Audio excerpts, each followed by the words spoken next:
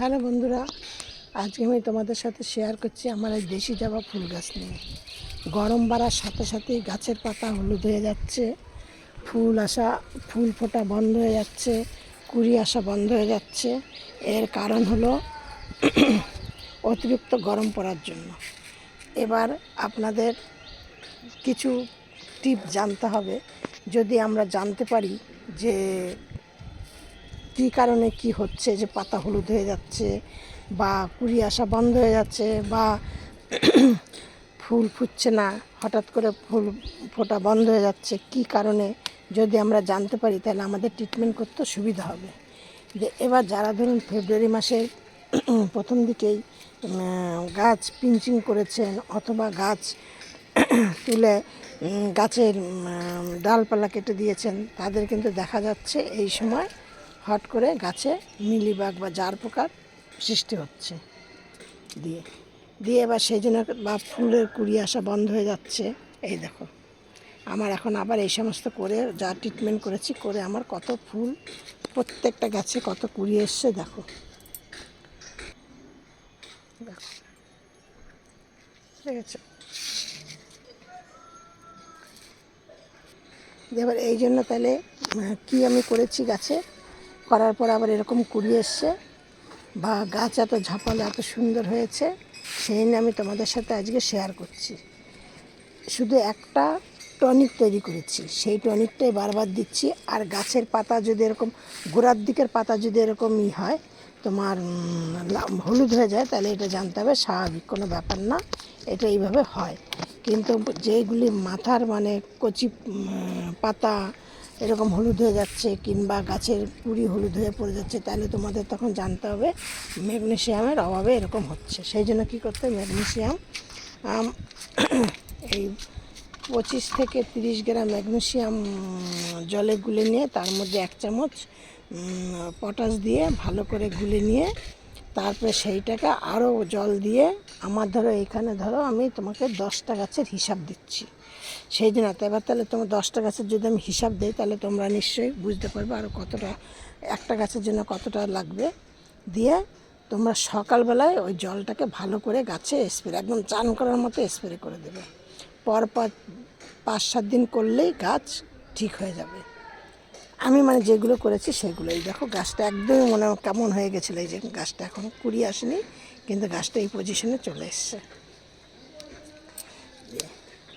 এবার আমি যে টনিকটা আমি তৈরি করেছি, আমি চম্পাস ব্লগ থেকে ভিডিওটি করছি, আমি চম্পা বলছি। আমার এই ভিডিওটি দেখে যদি তোমাদের ভালো লাগে তাহলে একটু লাইক কমেন্ট শেয়ার করবে। আর নতুন বন্ধুদের বলছি একটি ভিডিওটি দেখে একটু সাবস্ক্রাইব করে পাশের বেলটি বাজিয়ে অল করে রেখে দেবে, তাহলে আমি প্রতিদিনকার সন্ধ্যা 6:30 থেকে 7টার মধ্যে ভিডিও ছাড়ি, তোমাদের কাছে নোটিফিকেশান পৌঁছে যাবে। এবার দেখো কত কুড়ি, প্রত্যেকটা গাছে আমার এরকম কুড়ি আসছে, এই সমস্ত সব করে নিয়ে দেখো। এবার আমি বলছি যে কি করেছি, টনিকটা কী দিয়ে আমি তৈরি করেছি। টনিকটা তৈরি করেছি তোমার আলুর খোসা নিয়েছি, অনেকগুলো আলুর খোসা নিয়ে তারপরে সেইগুলোকে ধরো মিডিয়াম সাথে 7-8টা, আমার 10টা গাছ তো 7-8টা ফুল মানে আলু নিয়ে একদিনের জন্য জলে ভিজিয়ে দিয়েছি।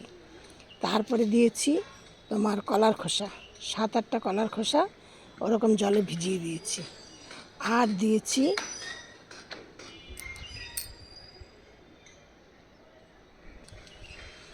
আর হলো চা পাতা। আমি এই কয়টা জিনিস একসাথে মানে ভিজিয়ে একদিনের জন্য রেখেছিলাম। রেখে দিয়ে তারপর আমি সেইগুলোকে ভালো করে ছেঁকে নিয়ে আমি প্রত্যেকটা গাছের গোড়ায় তার মধ্যে আরও জল মিশিয়েছি। ধরো এইগুলির মধ্যে আরও 2-4 লিটার জল মিশিয়ে নিয়ে প্রত্যেকটা গাছের গোড়ায় 1 কাপ করে করে দিয়ে দিয়েছি। এটা আমি 2-3 দিন বাদে বাদে দিয়েছি। আর ওই যেইগুলো বেরোলো ওইগুলোকে আবার আমি রোদ্রে দিয়ে ডাস্ট করে নিয়েছি, সেইগুলো আমি আবার ফেলে দিইনি আর কি, ওইগুলো ডাস্ট করে নিয়ে ওইগুলো আবার আমি মাঝে মধ্যে গাছের গোড়ায় 1 মুঠো করে দিয়ে দিচ্ছি। এই হলো, কোনো জিনিস ফেলবে না, একদম ঘরোয়া তৈরি। এই টনিকটা তোমরা দিয়ে দেখো, গাছ সতেজ সুন্দর, দেখো কত পরিমাণে কুড়ি এসছে, ওই যে ফুলও ফুটেছে। তারপরে আর তোমরা কি করবে, প্রতি মানে সপ্তাহে একদিন করে কাকা দিয়ে গাছকে ভালো করে স্প্রে করবে। স্প্রেটা কেন করবে? গাছে এই সময় খুব মিলিবাগ হয়, জার পোকা হয়, লেদা পোকা হয়, এই সমস্ত হয়। আর গাছ, জবা গাছ কিন্তু খুব রোদ পছন্দ করে, এরা রোদে থাকতে খুব ভালোবাসে এবং ওই জল খুব পছন্দ করে। এদের মাটি সবসময় ভেজা ভেজা রাখতে হবে, তার জন্য এরকম ভেজা নয় যে গাছের গোড়ায় জল জমে গিয়ে শিকড়ে প্রবলেম হবে, সেরকম নয়। আর কি করতে হবে?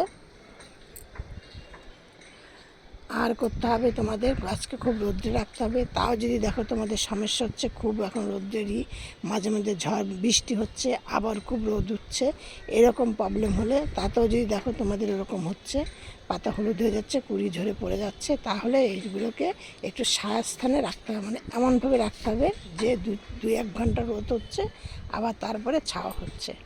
আমার ভিডিওটি তোমরা সবাই মনোযোগ সহকারে দেখলে বলে সবাইকে আমার ধন্যবাদ। আমার